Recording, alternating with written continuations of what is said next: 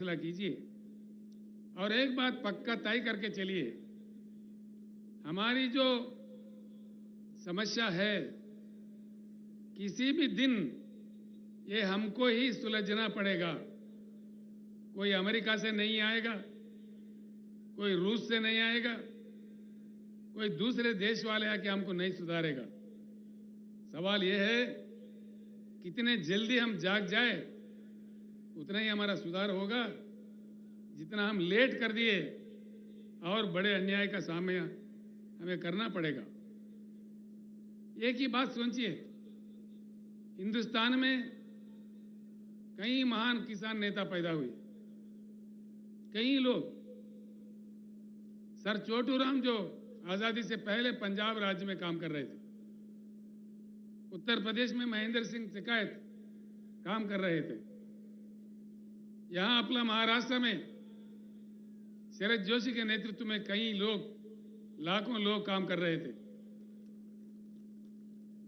कर्नाटक में प्रोफेसर नंजुंडा स्वामी, तमिलनाडु में नारायण स्वामी जी, आज पंजाब में राजोवाल जी, और मंच पर बैठे हुए हमारे भारत किसान समिति का राष्ट्रीय अध्यक्ष श्री गुरनाम सिंह चढ़ोनी जी, ये सारे लोग लड़ते रहे।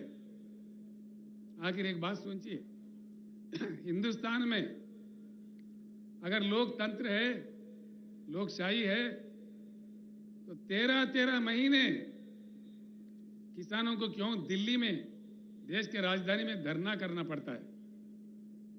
कितनी दुर्भाग्यपूर्ण है। ये क्या स्थिति है? ये लोकतंत्र है? 13 महीने के बाद, 13 महीने के दौरान में 750 किसानों का मृत्यु हो गया। 750 लोगों को मरने पड़ते हैं इस देश में, जिसमें लोकतंत्र हम कहते हैं। ये क्या तमाशा हो रहा है देश में? उसके बाद प्रधानमंत्री खुद माफी मांगते हैं, कानून वापस लेते हैं। अभी और 13 महीने गुजर गए, होता कुछ नहीं है। क्या ये लोकतंत्र है, लोकशाही है? किसानों का ये मान्यता है? मतलब क्या है?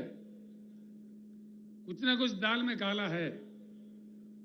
ये बात मैं किसी और जगह कहा तो वो लोग कह रहे थे दाल में काला है, ये पुरानी बात है भैया, अब तो पूरा दाल ही काला है।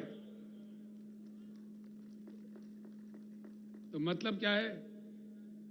जरूर कुछ इलाज की जरूरत है, कुछ ना कुछ परिवर्तन की जरूरत है। भारत को बदलना चाहिए, बिल्कुल बदलना चाहिए। भारत को परिवर्तन बहुत आवश्यक है, बहुत जरूरी है। जब तक हम परिवर्तित नहीं होंगे, हमारा किस्मत नहीं बदलने वाला है। एक उच्च गुणवत्ता वाली परिवर्तन, यानी कि एक पार्टी हार गया, दूसरा पार्टी जीत गया, ये परिवर्तन नहीं होता भाइयों। उच्च गुणवत्ता वाली, जिस चुनाव के दरमियान, जिस चुनाव के जरिए जनता जीतती है, जनता मांगे सफलता मिलती है, वो सही जीत होता है। पार्टियों का जीत नहीं होगा। पार्टियां तो कहीं जीता है हमने, कहीं जीते, एक गया, दूसरा है, तीसरा है, चौथा है, कितनों को जीता है अब तक हम लोगों ने? कितने पुड़ारी आए इस देश में, कितने नेता आए, कितने पार्टी आए, लेकिन समस्या जस के तस, समस्या का कोई समाधान नहीं। जिस देश में हर दिन सौों की संख्या में किसान आत्महत्या कर रहे हो, जिस राज्य में, जिस पावन धरती पे मैं खड़ा हुआ हूं, इतने नदियां निकालने वाले इस महाराष्ट्र राज्य में, अभी हमारे शंकर अन्ना बता रहे थे, रोज 6-7 किसान आत्महत्या कर रहे हैं।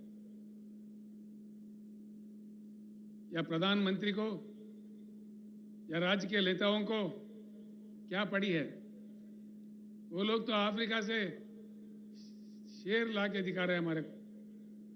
अरे भाई, ये हमारे किसान शेर मर रहे बोले तो देखो देखो, ये अफ्रीका का चीता है, ये नमीबिया का शेर है, इसको देख के खुश हो जाओ। क्या समझ में आता है? समस्या का वो समाधान नहीं है। इसीलिए मैं हमारे शेतकरी भाइयों से और बहनों से हाथ जोड़ के विनम्र पूर्वक प्रार्थना करता हूं, जब तक हम खुद शेर नहीं बने हमारा समस्या का समाधान नहीं मिलेगा। तैयार होना चाहिए।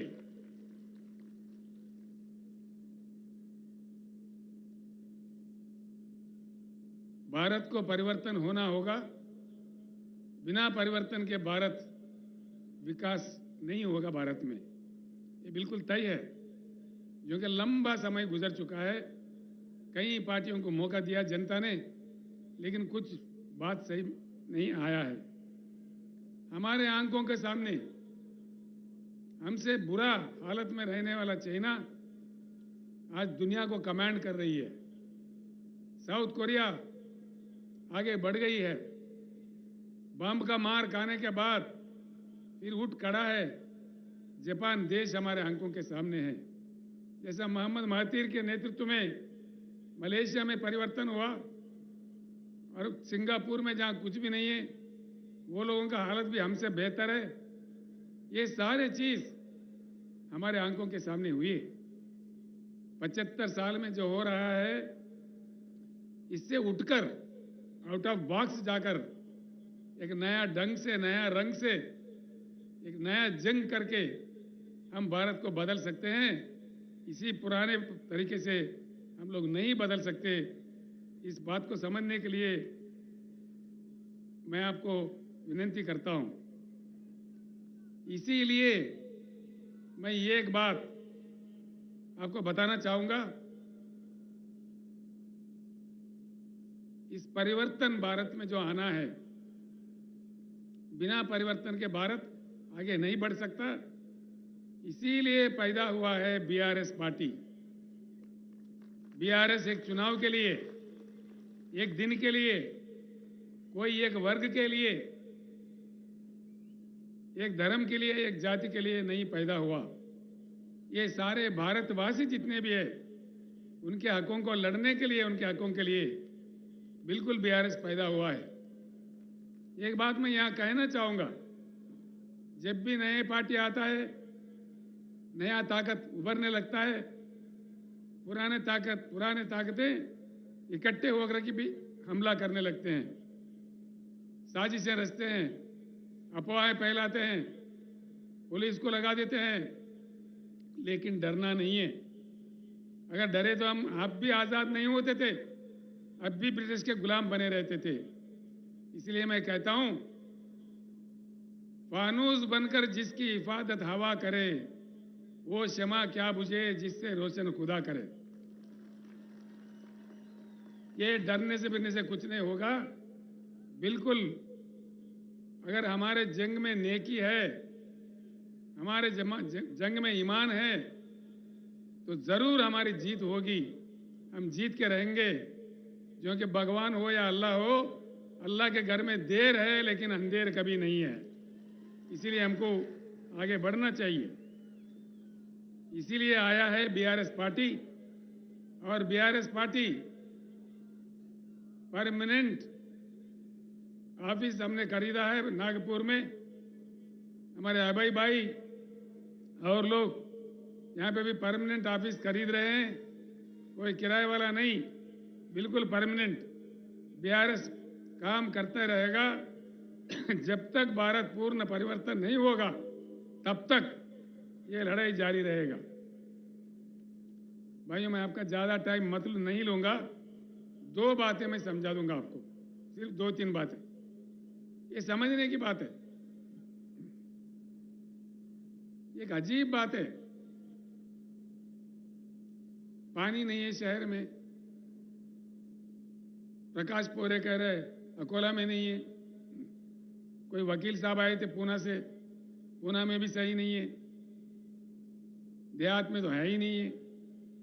फिर ये क्या चक्कर हो रहा है? वो क्या रहा है हिंदुस्तान में? किसान हमारे क्यों आत्महत्या कर रहे हैं? दया करके सोचिए इस बात पे। इतना हमको गुमराह कर दिया है।